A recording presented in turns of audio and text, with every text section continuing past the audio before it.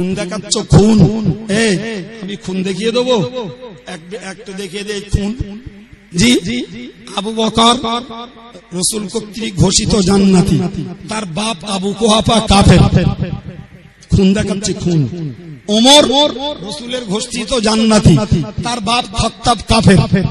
ওসমান রাসূল কর্তৃক ঘোষিত জান্নাতি, তার আব্বা আফফান কাফের, পৌত্তলিকবাদী। আলী রাসূল কর্তৃক ঘোষিত জান্নাতি, তার আব্বা কাফের, আবু তালেব।